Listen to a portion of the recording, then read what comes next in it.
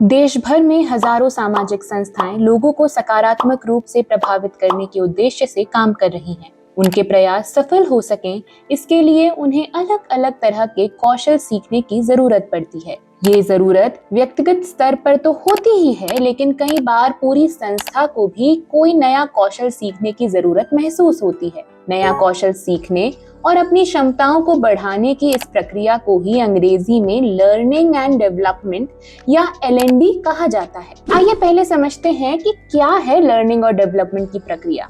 Learning और development की प्रक्रिया में कई तरह के कार्यक्रम और गतिविधियां शामिल होती हैं। ये किसी व्यक्ति या संस्था को एक तय ढांचे के तहत उनके ज्ञान, कौशल और कार्य क्षमता को बेहतर बनाने में मदद करते हैं। इसे एक उदाहरण से समझते हैं। कई बार ऐसा होता है कि जमीनी कार्यकर्ता समुदाय के साथ बहुत सहज होते हैं और समुदाय भी उनके साथ अपनी बातें खुलकर साझा करता है, लेकिन जमीनी अनुभवों और घटनाओं की लिखित रिपोर्ट बनाने में उन्हें कठिनाई होती है। इसके उलट प्रबंधन स्तर पर काम करने वाले लोग रिपोर्टिंग में तो माहिर होते हैं, लेकिन उनकी फील्ड की समझ और अनुभव सीमित हो सकता है। ऐसे में न तो संस्था के काम का आकलन हो पाता है और न समुदाय की जरूरतें सामने आ पाती हैं।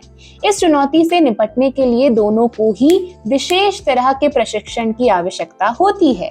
इसे LND कार्यक्रमों के जरिए हासिल किया जाता है। अक्सर ऐसा हो नहीं पाता है, लेकिन इसकी वजह क्या है? तो मार्च 2025 में ATE चंद्रा फाउंडेशन ने LND कार्यक्रमों पर एक रिपोर्ट जारी की थी। ये रिपोर्ट 30 अलग अलग लर्निंग और डेवलपमेंट कार्यक्रमों में शामिल 357 प्रतिभागियों के साथ किए गए सर्वे पर आधारित है। रिपोर्ट बताती है कि विकास सेक्टर में लर्निंग और डेवलपमेंट अभी भी एक नया विचार है। कई बार संस्थाएं इसे महज एक औपचारिकता की तरह देखती है, इसलिए वे इस बजट और योजना में प्राथमिकता नहीं दे पाती। इतना ही नहीं, संस्थाओं के लिए आज भी अपनी जरूरतों के लिहाज से उपयुक्त कार्यक्रम खोज पाना एक चुनौती है। इसके अलावा इस सर्वे रिपोर्ट से ये भी पता चलता है कि LND कार्यक्रमों में सबसे अधिक भागीदारी शीर्ष प्रबंधन के लोगों की थी। मध्यम स्तर पर काम करने वालों को ये प्रक्रियाएं सबसे अधिक कारगर लगी, लेकिन उनकी भागीदारी इसमें कम थी। शुरुआती स्तर के कर्मचारियों को संसाधनों की उपलब्धता से सबसे अधिक कठिनाई का सामना करना पड़ता है। LND कार्यक्रमों में शामिल होने वाले कई लोग पूरी तरह से ये नहीं समझ पा रहे थे कि इन प्रक्रियाओं से उन्हें क्या मिलेगा। इसलिए चलिए अब जानने की कोशिश करते हैं कि LND का सही इस्तेमाल कैसे किया जा सकता है। LND को लेकर सबसे पहले ये साफ करने की जरूरत है कि ऐसे कार्यक्रम केवल कौशल नहीं बढ़ाते, बल्कि नए लोगों से मिलने, अनुभवों के आदान प्रदान और नेतृत्व क्षमता को भी विकसित करने का एक मौका बनते हैं। LND को प्रभावी बनाने में 3 प्रमुख समूहों की भूमिका होती है: प्रशिक्षण संस्थान, NGO और सामाजिक संस्थाएं और फंडिंग संस्थाएं। चलिए जानते हैं कि कैसे मददगार हो सकते हैं। प्रशिक्षण संस्थान LND कार्यक्रमों को कौशल सीखने तक सीमित रखने की बजाय उन्हें नेतृत्व, टीम वर्क और विषय की गहरी समझ बनाने के लिहाज से उपयोगी बना सकते हैं।